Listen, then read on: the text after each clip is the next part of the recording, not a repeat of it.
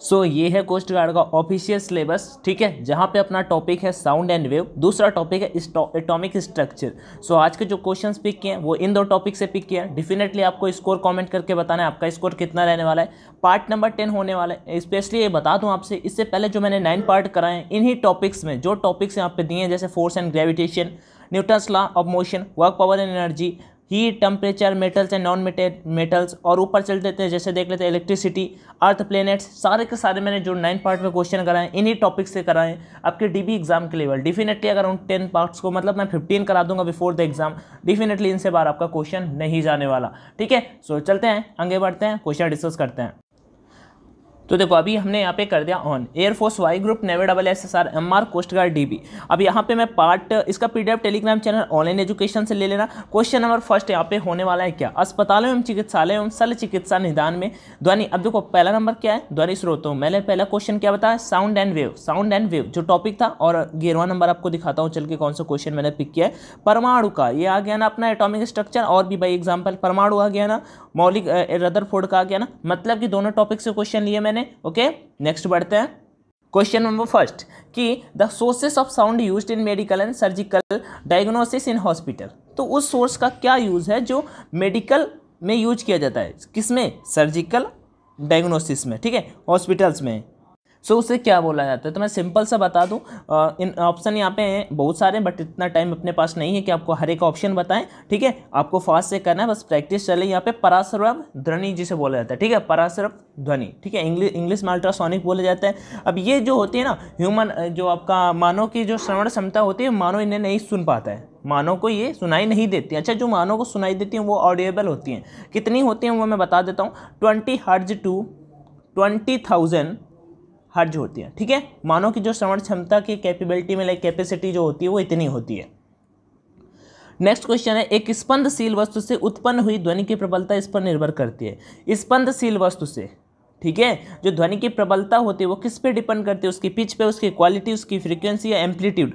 Right answer question second का right answer option number B हो जाएगा, amplitude. Okay, next question number 3 की ओर बढ़ते हैं। अच्छा, 3rd नंबर क्वेश्चन पे बढ़ने से पहले मैं थोड़ा अनअकैडमिक के बारे में बात कर लेता हूँ। देखो, अगर आपको कुछ भी भाई अच्छा ना लगा करे तो डेफिनेटली स्किप कर दिया करो, बट होता है कि आपके फायदे के लिए ही बताता हूँ, ऐसा नहीं कि आपके लिए नुकसानदायक। अगर आप कर लोगे तो आपको कुछ दिक्कत हो जाएगी। तो डेफिनेटली अभी बैक आते हैं यहाँ पे और डिस्कस करते हैं, बट उससे पहले आपको कुछ बता देता हूँ। मंजिल बैच आपका इंडियन नेवी के लिए एग्जाम यहाँ पे स्टार्ट हुआ है, ठीक है। यहाँ पे इंडियन नेवी का मतलब पूरा का पूरा कोर्स कंप्लीट कराया जाएगा। जो 3 टीचर्स हैं यहाँ पे आपको, प्रियांक प्रभास, अनीस पाठक एंड मयंक चतुर्वेदी, यहाँ पे 3 टीचर आपको देखने को मिल जाएंगे। और डेफिनेटली अनअकैडमी के प्लस फीचर्स के फायदे आपको बहुत सारे पता ही है भाई। लाइव अनलिमिटेड क्लासेस मिल जाते हैं, क्विजेस मिल जाते हैं, आपको लाइव टेस्ट सीरीजेस मिल जाते हैं, प्रैक्टिस करने को मिल जाते हैं, लाइव डाउट्स आप वहाँ पे अपने क्लियर कर सकते हो, और कोई दिक्कत है तो डेफिनेटली मुझसे आज कर सकते हो। एयरफोर्स के लिए प्रैक्टिस बैच 8 मार्च से स्टार्ट हुआ है, लास्ट 35 डेज के लिए वो ज्वाइन कर सकते हो, क्योंकि आपकी ज्वाइन करोगे तो उससे आपकी पढ़ाई जो है ना भाई बूस्ट जरूर मारेगी। मतलब आप दूसरों से थोड़ा जरूर स्ट्रॉन्ग पोजीशन में आ जाओगे। बस इतना ही तो होना है ना आगे बढ़ने के लिए। कुछ नहीं, बाई करते समय कोड का ऑप्शन आएगा, ऑनलाइन D50 डाल देना, ऑनलाइन D50, आपको इससे 10% का डिस्काउंट मिल जाएगा, ठीक है भाई। फिर भी कोई दिक्कत है तो मुझे जरूर बताना, बाकी आगे बढ़ता है अपने टॉपिक पे। नेक्स्ट क्वेश्चन क्या है, इसका लिंक डिस्क्रिप्शन बॉक्स में है, जरूर अगर इनरोल करने वाले हो तो कर लो, कोई दिक्कत का सीन नहीं होने वाला।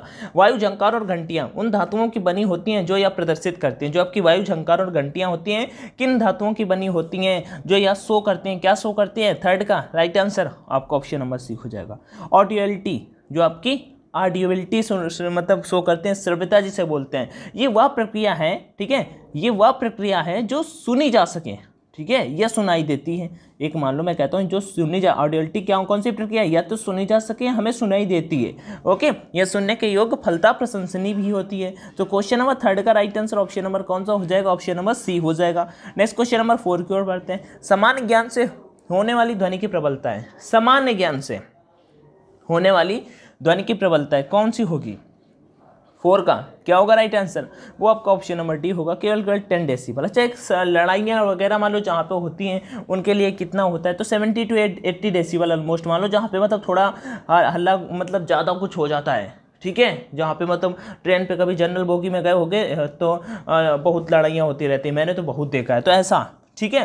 तो 10 डेसिबल ये हो जाता है, वो 70 to 80 हो जाता है। और आपका जो फाइटर मतलब प्लेन वगैरह उड़ते हैं, जेट वगैरह, वो 150, वो बहुत हाई हो जाता है, तो उससे अपनी बात नहीं करें। नेक्स्ट बढ़ते हैं क्वेश्चन 4 के बाद 5 की ओर, ठीक है।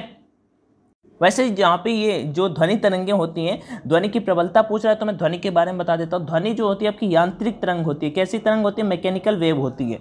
ओके, जो मतलब कि मैकेनिकल हुई तो फिर आपका इलेक्ट्रोमैग्नेटिक वेव नहीं होती है। ठीक है, आगे बढ़ते हैं। और जो आपकी श्रव्य तरंगें होती हैं, जो श्रव्य होता है, जो ऑडिएबल होती हैं, वो कितनी होती हैं? तो 20 हर्ज टू 20,000 हर्ज। कितना?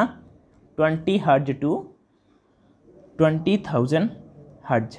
ओके, नेक्स्ट क्वेश्चन की ओर बढ़ते हैं। क्वेश्चन नंबर 5 क्या है? वाद्य यंत्र बांसुरी का उपयोग कर ध्वनि उत्पन्न करती है। किस उपयोग कर? जो बांसुरी होती है किस मतलब इंस्ट्रूमेंट का यूज करके आपका उपयोग कर ध्वनि को प्रोड्यूस करती है? यहाँ पे प्रोड्यूस वर्ड दिया हुआ है। ओके, तो आर्ट को, वायर को, एयर कॉलम को।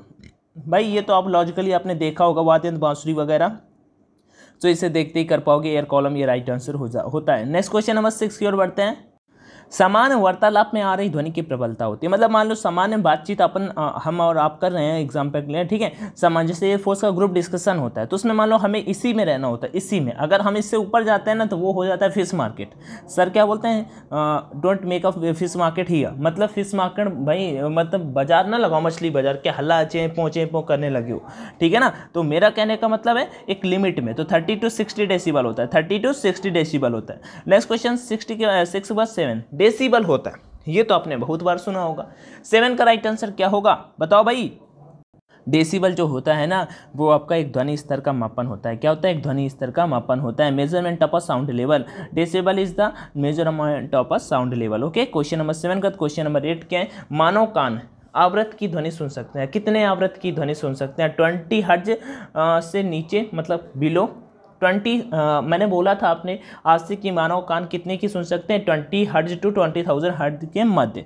बिल्कुल सही बात है। और यहाँ पे आपको जाना नहीं है, कंफ्यूज नहीं होना भाई, ये याद रखना, तीनों याद रखना, ठीक है। श्रव्य, पराश्रव्य और जो आपका अल्ट्रासोनिक हो जाता है, ऑडियोबल, इनऑडियोबल और अल्ट्रासोनिक, ठीक है।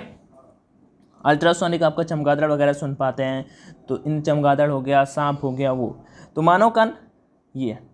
ओके, 20 हर्ज टू 20,000 हर्ज। सोनार इसका उपयोग करते हैं हम। देखो सोनार का उपयोग क्या किया जाता है? मान लो इंडियन नेवी पे जाओगे, इंडियन कोस्ट गार्ड पे जाओगे, तो आपका सोनार का यूज़ तो आपको सीखने को मिल ही जाएगा। मतलब मान लो समुद्र में कुछ भी मतलब जो वस्तुएं खो गई, मान लो उनका पता लगाने के लिए किया जाता है सोनार का यूज। या मान लो कुछ यहाँ पे है ऐसा, कुछ आपको फील हुआ, उन्हीं मतलब उसी से फील किया जाता है कि हाँ यहाँ पे कुछ है, तो सोनार से पता लगाया जाता है। ओके, तो इस क्वेश्चन का राइट आंसर क्या होगा? किस में किया जाता है सोनार? इसका उपयोग करते हैं, किस में करता है? 9 का right answer option number A हो जाएगा, अल्ट्रासाउंड वेव्स में। 10 नंबर, ध्वनि तरंगों में प्रतिध्वनि इनमें से किस कारण से होती है? प्रतिध्वनि किसके कारण होती है? तो वो होती है आपके परावर्तन के कारण, रिफ्लेक्शन के कारण। अब देखो परावर्तन क्या होता है वो मैं बता देता हूँ। परावर्तन होता है लाइक किसी सतह, एक ये मान लो सतह है, इसी सतह से प्रकाश का टकराकर वापस लौट जाना ही प्रकाश का परावर्तन कहलाता है, ठीक है। इसमें डेल्टा आई डेल्टा आर के इक्वल होता है। डेल्टा आई मतलब अपवर्तन कोण परावर्तन कोण के मान के बराबर होता है। विवर्तन यहाँ पे दिया हुआ है। विवर्तन लाइक आप ये मान लो एक दीवार है, इसमें लाइट पड़ती है, तो मान लो ये लाइट इधर उधर को भाग जाती है, इधर उधर को भाग जाती है, आपका विवर्तन होता है।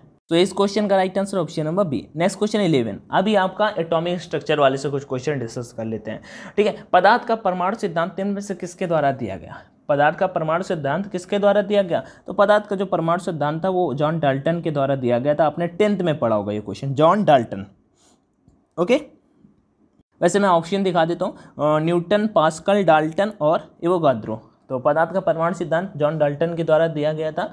और इसका मतलब था, इस सिद्धांत के अनुसार आई थिंक जो मुझे याद है कि ये पदार्थ जो होते हैं ना, पदार्थ अति सूक्ष्म कण तथा अटूट कणों से मिलकर बने होते हैं, ठीक है। अति सूक्ष्म होते हैं जो अटूट कणों से मिलकर बने होते हैं, जिन्हें परमाणु कहते हैं, ठीक है। तो पदार्थ का परमाणु सिद्धांत किसने दिया? तो जॉन डाल्टन ने दिया। परमाणु संरचना के मूलभूत कण है, ये काफ़ी इंपॉर्टेंट है, ये काफ़ी इंपॉर्टेंट आपके एग्जाम के लेवल से मुझे ऐसा लगता है। तो कौन से हैं वो? तो परमाणु संरचना the fundamental particles of atomic structure के कौन से पार्टिकल हैं? तो आपका प्रोटॉन है, इलेक्ट्रॉन है, न्यूट्रॉन। अच्छा, यहाँ पे ये भी पूछ सकता है प्रोटॉन, इलेक्ट्रॉन, न्यूट्रॉन की खोज किसने की? क्योंकि डीबी का पेपर होने वाला है इस लेवल का, तो मैं बता देता हूँ। प्रोटॉन मैंने ऐसे याद कर रखा है यार, ईंट गलत लिखते हैं मैंने, एक सेकेंड, ईंट पर नाचे, ये मतलब इलेक्ट्रॉन की जे टॉमसन ने, प्रोटॉन की रदरफोर्ड ने, नाचे मतलब न्यूट्रॉन की जेम्स चैडविक ने। ओके, तो इलेक्ट्रॉन, प्रोटॉन, न्यूट्रॉन तीनों पाए जाते हैं। हाइड्रोजन को छोड़कर बाकी सभी परमाणु मूलभूत से पाए जाते हैं। ओके, आगे बढ़ते हैं। 13, रदरफोर्ड का एल्फा कण प्रकीर्णन प्रयोग के आकार के अच्छा, के की जगह पे क्या आएगा बताओ भाई, क्या आएगा के की जगह पे? रदरफोर्ड का अल्फा प्रकीर्णन प्रयोग के तो अल्फा प्रकीर्णन नाभिक के, किसके? नाभिक के, किसके? नाभिक के, नाभिक जिसे हम न्यूक्लियस बोलते हैं। रदरफोर्ड का अल्फा कण प्रकीर्णन नाभिक के आकार के संबंधित है, ठीक है। रदरफोर्ड का जो अल्फा कण प्रकीर्णन होता है वो नाभिक के आकार से संबंधित होता है। 13 के बाद 14 नंबर की ओर बढ़ते हैं। इलेक्ट्रॉन पर आवेश के सुनिश्चित मान का निर्धारण द्वारा किया जाता है। इलेक्ट्रॉन पर आवेश के सुनिश्चित मान का निर्धारण के द्वारा किया जाता है, मतलब इनमें से किसके द्वारा किया गया ऐसा पूछा जा रहा है यहाँ पे। तो वो किया आर.ए. मिल्कन ने, आर.ए. मिल्कन ने। इलेक्ट्रॉन पर आवेश के सुनिश्चित मान का निर्धारण द्वारा किया गया, किसके द्वारा किया गया? आर.ए. मिल्कन के द्वारा किया गया। क्वेश्चन नंबर 14 का right answer option number B होगा। कैसे? अब यहाँ पे बताएंगे आर.ए. मिल्कन के द्वारा किया गया। अब यहाँ पे मैं बताता हूँ आपको, सन 1909 ईस्वी में आर.ए. मिल्कन द्वारा तेल की बूंद के प्रयोग द्वारा इलेक्ट्रॉन पर आवेश के सुनिश्चित मान का निर्धारण किया गया था, ठीक है। सन 1909 ईस्वी में किया गया था आर.ए. मिल्कन के द्वारा, ठीक है। तो नेक्स्ट क्वेश्चन को बढ़ते हैं। क्वेश्चन नंबर 15, इलेक्ट्रॉन नाभिक के परितः गति करते हैं। इलेक्ट्रॉन नाभिक के परितः कौन गति करता है ये बताओ भाई। कक्षी में करते हैं, कक्षी में करते हैं, ऑर्बिटल में करते हैं। तो 15 का right answer option number C हो जाएगा, ऑर्बिटल में करते हैं। नेक्स्ट 16 नंबर की ओर बढ़ते हैं कि आपका नाभिकीय कण जिस पर कोई आवेश नहीं होता, ना ही द्रव्यमान होता है, लेकिन सिर्फ चक्रण करते हैं। ना तो भाई आपका आवेश होता है, मीन्स ना ही उसमें चार्ज होता है, ना ही उसमें मास होता है, ठीक है। तो और वो चक्रण करते हैं, ठीक है। तो क्या होगा राइट आंसर? सो इसका राइट आंसर आपका न्यूट्रिनो हो जाएगा। क्या हो जाएगा? न्यूट्रिनो। वैसे न्यूट्रिनो इंग्लिश शब्द है, न्यूट्रिनो इंग्लिश शब्द है। न्यूट्रिनो का नाम जो अंग्रेजी शब्द होता है, मतलब न्यूट्रिनो एक शब्द है, इसका अंग्रेजी जो नाम होता है वो होता है न्यूट्रल। क्या होता है? न्यूट्रल। न्यूट्रल मतलब उदासीन, ठीक है। न्यूट्रल मतलब उदासीन के आधार पर होता है, क्योंकि ना इस पर आवेश होता है ना ही द्रव्यमान होता है, सिर्फ चक्रण करते हैं। तो इसका मतलब 16 का राइट आंसर ऑप्शन नंबर कौन सा हो जाएगा? ऑप्शन नंबर बी हो जाएगा। नेक्स्ट 17, इलेक्ट्रॉन का विरोधी कण है। The opposing particle of electron is, opposing particle है इलेक्ट्रॉन का वो कौन सा है क्वेश्चन 17 का? सो वो आपका पॉजिट्रॉन है। कौन है? पॉजिट्रॉन। पॉजिट्रॉन इलेक्ट्रॉन का विरोधी कण है भाई, ठीक है, क्योंकि ये समान द्रव्यमान तथा समान आवेश रखता है, ठीक है। ये समान द्रव्यमान तथा समान आवेश रखता है, मीन्स इक्वल आपका मास होता है और इक्वल आपका चार्ज रखता है। बट पॉजिट्रॉन धनावेश तथा इलेक्ट्रॉन ऋणावेश रखता है, जबकि आपका पॉजिट्रॉन जो होता है वो धनावेश रखता है और इलेक्ट्रॉन आपका ऋणावेश आवेश रखता है। सो क्वेश्चन 16 मतलब 17 का right answer option number A हो जाएगा। नेक्स्ट 18 की ओर बढ़ते हैं। ये भी इंपॉर्टेंट क्वेश्चन है, मतलब आपका मैं 10th में आपने पढ़ा होगा, 10th के लेवल का ही तो आना है पेपर। किसी तत्व का परमाणु क्रमांक उसमें से उपस्थित किसकी संख्या के बराबर होता है? परमाणु क्रमांक किसके बराबर होता है? परमाणु क्रमांक प्रोटॉन के बराबर होता है। भाई इजी है काफी, ठीक है। परमाणु क्रमांक प्रोटॉन इलेक्ट्रॉन ये सब इक्वल होते हैं, ठीक है। निम्न में से कौन सा गुण एक पूर्ण संख्या होगी? कौन इनमें से एक पूर्ण संख्या होगी? परमाणु द्रव्यमान, परमाणु क्रमांक, परमाणु त्रिज्या या परमाणु आयतन? चलो इस क्वेश्चन का आंसर आपको कॉमेंट में बताना है कि which property of the following element will be a whole number? Atomic mass, atomic number, atomic radius, atomic value. So guys definitely इस क्वेश्चन का आंसर कमेंट सेक्शन में बताना। 20 की ओर बढ़ते हैं। पूछा इनमें से किसका परमाणु क्रमांक एल्यूमिनियम से अधिक होगा? भाई यहाँ पे पूछ रहा है परमाणु क्रमांक एल्यूमिनियम से किसका अधिक होगा। अब आपको अगर वह सीरीज याद होगी तो मैं बताता हूँ। मुझे तो 40-45 तक याद था, अभी पता नहीं, ठीक है। कैसे?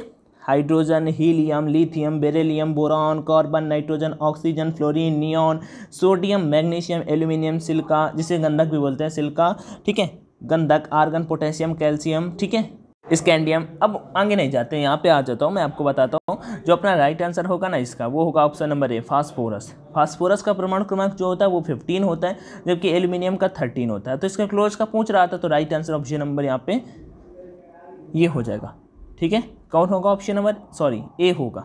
ओके, कोई दिक्कत है तो अभी कमेंट में मुझे बता सकते हो। बाकी सेशन जैसा भी लगा हो ज़रूर बताना, और इस PDF को शेयर करो, मैं टेलीग्राम पे से प्रोवाइड करा दूंगा। बाकी थैंक यू आपका, और आज अपने 70 के सब्सक्राइबर भी पूरे हुए हैं, तो आपका वेलकम है। जो यहाँ पे आए हो भाई सब, आपको काफ़ी हेल्प मिलेगी यहाँ पे। टेक केयर, जय Hind and all the best.